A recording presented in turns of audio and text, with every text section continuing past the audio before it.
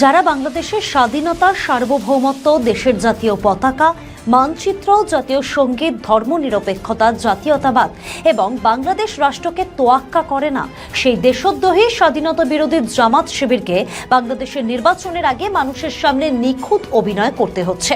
যারা দেশের স্বাধীনতাকে স্বীকৃতিই দেয় না, সেই পাকিস্তানপন্থী জামাতকে দেশের নির্বাচনের আগে ভোটের রাজনীতিতে মানুষের মন পেতে গিয়ে এগিয়ে থাকতে চেয়ে অভিনয় চালিয়ে যেতে হচ্ছে। কিন্তু তাদের এই অভিনয় শুধুই অভিনয় নয়, তাদের এই অভিনয়ের পিছনে রয়েছে কোনো না কোনো গল্প। তারা এখন নির্বাচনে জিতে ক্ষমতা দখলের জন্য মিষ্টি মিষ্টি কথা বলে মানুষের মন জয় করার আপ্রাণ চেষ্টা চালিয়ে যাচ্ছে। বাংলাদেশের মানুষ যদি ভুলেও আবারও একটি ভুল সিদ্ধান্ত নিয়ে জামাত শিবিরকে ক্ষমতায় নিয়ে আসে, তখন বাংলাদেশের জনগণ বুঝবে জামাত আসলে কি জিনিস। ঠিক যেমনটা তারা তাদের বর্তমান সময় বুঝতে পারছে শেখ হাসিনাকে ক্ষমতা থেকে সরিয়ে মোহাম্মদ ইউনূসকে ক্ষমতায় আসীন করে। জামাত ক্ষমতায় এলে বাংলাদেশ পরিণত হবে মৌলবাদ, জঙ্গিবাদ, উগ্রবাদ ও চরমপন্থার উত্থান। এর ফলে সবথেকে বেশি সমস্যার সম্মুখীন হবেন নারী, মুক্তমনা, মুক্ত চিন্তা, প্রগতিশীল ও সাংস্কৃতিক জগতের মানুষেরা। তাই যারা দেশের স্বাধীনতাকেই স্বীকৃতি দেয়নি, যারা দেশদ্রোহী, দেশকেই ভালোবাসে না, তারা ক্ষমতায় চলে গেলেও কি করে তারা দেশ শাসন করবে, সেটাই কাটার মতো প্রশ্নবিদ্ধ হয়ে থাকছে। Jamaat march to Indian high commission নামে একটি কর্মসূচি ঘোষণা করেছে। জুলাই ঐক্যের ব্যানারে ভারতীয় হাই কমিশনে তারা লং মার্চ করবে। তারা রাজধানীর রামপুরা ব্রিজে জমায়েত করে সেখান থেকে বাংলাদেশের ঢাকায় অবস্থিত ভারতীয় হাই কমিশনে লং মার্চ কর্মসূচি ঘোষণা করবে। সূত্রের খবর, সেখানে বিশাল গ্যাঞ্জাম তৈরি করে ম্যাসাকার করার ভাবনা রয়েছে তাদের। সেটা গুলি, ককটেল বিস্ফোরণ বা বোমা হামলা, যা কিছুই হতে পারে। এসব করে তারা বাংলাদেশে অস্থিতিশীল পরিবেশ তৈরি করবে। এর মাধ্যমে তারা সারা বিশ্বের কূটনৈতিক স্তরে বার্তা দেবে যে বাংলাদেশের আইন শৃঙ্খলার অবস্থা খারাপ ও বাংলাদেশে কোনো দেশের হাই কমিশন নিরাপদ নেই। বাংলাদেশ উগ্রপন্থী ও মৌলবাদীদের নিয়ন্ত্রণে। ফলে এই অবস্থায় বাংলাদেশ সরকার নির্বাচন করতে পারবে না এবং আইন শৃঙ্খলা বাহিনীকে প্রস্তুতির সময় দিতে হবে।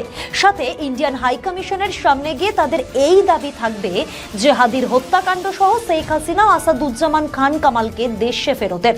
অন্যদিকে ভারতীয় জলসীমান্তে ঢুকে ভারতের মৎস্যজীবীদের ট্রলারে ধাক্কা মেরে ট্রলার ডুবিয়ে দিয়েছে বাংলাদেশের নেভির জাহাজ।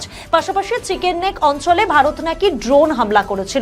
সেখানে নাকি বাংলাদেশের 10 জন বেসামরিক নাগরিক এই পারে চলে এসেছে। এগুলো করে ভারতের সাথে যুদ্ধ বাঁধাতে চাইছে বাংলাদেশ, যা ইউনূসের অনেক দিনের ইচ্ছা। আর ভারত যদি আক্রমণ করে তাহলে তো বাংলাদেশের নির্বাচন পিছিয়ে যাবে। ফলে ইউনূস ক্ষমতাতেই আসীন থাকতে পারবে।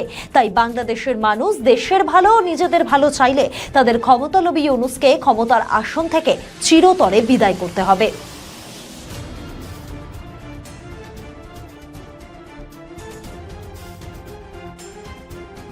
প্রকাশ্য দিবালোকে বাংলাদেশে গুলিবিদ্ধ হল এক ছাত্র নেতা।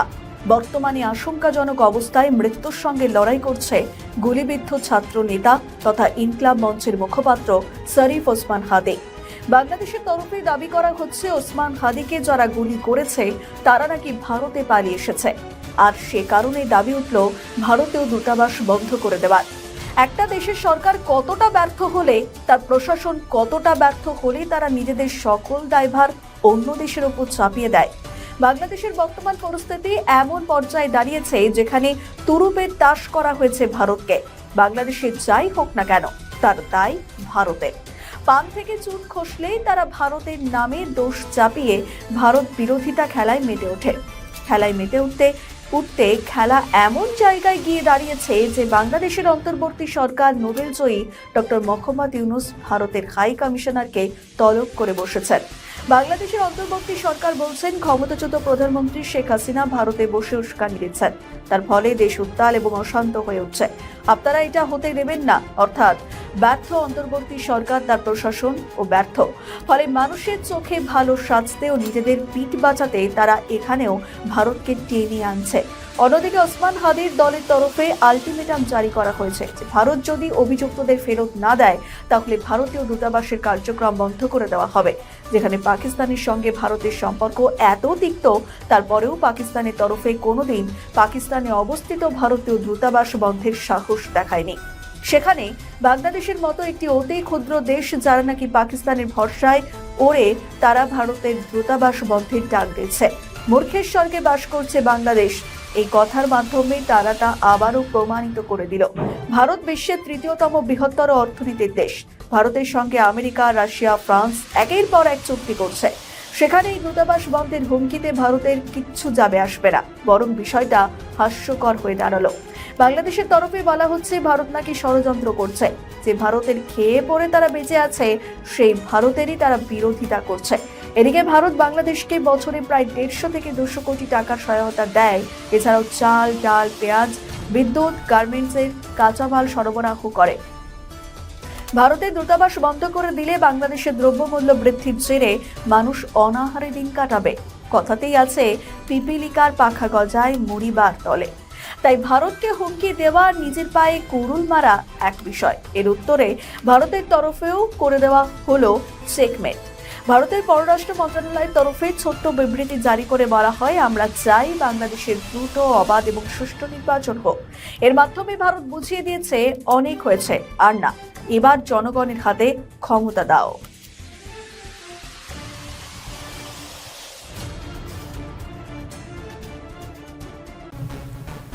সামনে জনগণ দেখলেই এই ছাত্র নেতারা বুঝে যায় এরা সব জামাতের লোক।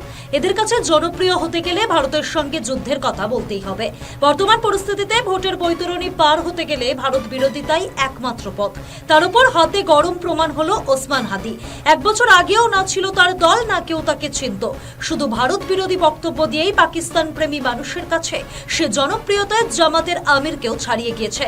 তাই হাসনাতের শখ হয়েছে সে হাদির থেকেও বড় ভারত বিরোধী হবে এবং হাদির জায়গা নেবে। তাই পাবলিকের হাততালিতে গরম খেয়ে বলে দিল ভারতের 7 সিস্টার্সকে সে দখল করে নেবে। কথা স্পষ্ট করে বলে দিতে চাই, ভারতের যারা সেপারেটিস্ট আছে বাংলাদেশে আমরা তাদেরকে আশ্রয় প্রশ্রয় দিয়ে যে 7 সিস্টার রয়েছে সেটাকে বাংলাদেশ থেকে, ভারত থেকে মানে যে শক্তিগুলি ভারতে বিচ্ছিন্নতাবাদী আন্দোলন করে আসছে তাদের আশ্রয় প্রশ্রয় দিয়ে ভারতের চিকেন নেকে আঘাত করবে। কাকতালীয় হোক বা হাসনাতের আগের থেকে জানাই থাকুক, ঠিক হাসনাতের বক্তব্যের পরেই ঢাকাতে বহাল তবিয়তে মিটিং করছে পরেশ বড়ুয়ার মতো সন্ত্রাসীরা, যারা ভারতে অভিযুক্ত এবং বাংলাদেশে যাবজ্জীবন সাজাপ্রাপ্ত, কিন্তু সে জেলের বাইরে এবং ঢাকায় মিটিং করছে। এক্ষেত্রে ভারতের উচিত এইসব বক্তব্যের সারবত্তা যাচাই করা, কারণ হাসিনা এদের কার্যকলাপকে ছোট করে দেখেছিল বলেই তাকে দেশ ছাড়া হতে হয়েছিল। সে যাই হোক, হাসনাত হাদির মতো জনপ্রিয় হতে চায়, কিন্তু হাদির মতো তার বুকে গুলি খাওয়ার সাহস নেই। তাই সে গাড়িতে করে লুকিয়ে লুকিয়ে পালায়, সঙ্গে পোলাপান না থাকলে আবার ভয়ের চোটে কোথাও একা একা যেতেও চায় না। তুই একা ঘুরিস না কিন্তু। না না সমস্যা নাই, যান। তুই তোর সাথে পোলাপান আছে তো? আছে লোক আছে। কিন্তু একা ঘুরিস না। সমস্যা নাই, যান যান। তুই হলে আসছিস তো? হাদির বোনেরা জানতো হাদি ভারত বিরোধী কথা বলছে, তাই তারা কোনো প্রমাণ ছাড়াই ভারতের গোয়েন্দা সংস্থা রয়ের দিকে আঙুল তুলেছে। তারা সাধারণ জনগণ এবং ভাইয়ের জন্য চিন্তিত, কিন্তু বাংলাদেশের পুলিশ যখন বলছে হাদিকে যে গুলি করেছে সে যে ভারতে পালিয়ে গিয়ে ভারতের আশ্রয় আছে এমন কোনো প্রমাণ তাদের কাছে নেই, তারপরও কি করে বাংলাদেশের সরকার ভারতকে অভিযুক্ত করার প্রয়াস করে? মানে এখন যারা সরকার চালায় তারা কি কিছুই বোঝে না? প্রমাণ ছাড়া একটি দেশের বিরুদ্ধে আরেকটি দেশ কি এমন উটপটাং অভিযোগ করতে পারে? ভারতের গোয়েন্দা সংস্থার আর কি কোনো কাজ নেই যে হাদির মতো এক অচেনা সাধারণ ভিনদেশীকে নিয়ে চিন্তা করতে হবে? আর হাসনাত যে বলছে সে ভারতের বিরুদ্ধে যুদ্ধ করবে, যে নিজের দেশেই প্রাণ ভয় থাকে, সে কি করে ভারতের মতো একটি দেশের বিরুদ্ধে যুদ্ধের কথা বলে? নাকি এখন তাদের কাছে সুযোগ আছে নিজেদেরকে মুক্তিযোদ্ধা এবং আওয়ামী লীগকে রাজাকার বানানোর? মানে 71-এ তারা ছিল পাকিস্তানের সমর্থক, ফলে তাদের বলা হতো রাজাকার। এখন ভারতের সঙ্গে যুদ্ধ হলে যারা 71-এর মুক্তিযোদ্ধা তারা তো ভারতের বিরুদ্ধে যাবে না, ফলে আওয়ামী লীগ হয়ে যাবে রাজাকার। এখন দেখার ভারত কি বাংলাদেশকে হালকাভাবেই নেবে নাকি কোনো বিশেষ ব্যবস্থা করবে, বিশেষ করে যখন পরেশ বড়ুয়া আবার সক্রিয় হয়ে উঠেছে। শুধু অ্যাম্বাসি বা ভিসা সেন্টার বন্ধ করলেই কি সমস্যা মিটে যাবে, নাকি মালদ্বীপের মতো অবস্থা করার জন্য কিছুদিন বাংলাদেশকে তাদের মতো করেই ছেড়ে দেবে? বাংলাদেশের অনেকেই বিরক্ত ভারতের এই নমনীয়তা দেখে, তারা চাইছে ভারত দ্রুত ব্যবস্থা নিক, কিন্তু বৈশ্বিক কূটনীতির কারণে ভারত যা ইচ্ছা তাই করতে পারে না। ফলে ইউনূসের বাহিনীকে করে তাদের বিরুদ্ধে ব্যবস্থা নেওয়া একটা উপায় হতে পারে, কারণ ইউনূসের মতো ব্যক্তিরা বাংলাদেশ প্রেমী যে নয় তার বলার অপেক্ষা রাখে না। যারা চায় বাংলাদেশ ধ্বংস হয়ে যাক, কারণ তারা ভোটের পর তো দেশেই থাকবে না।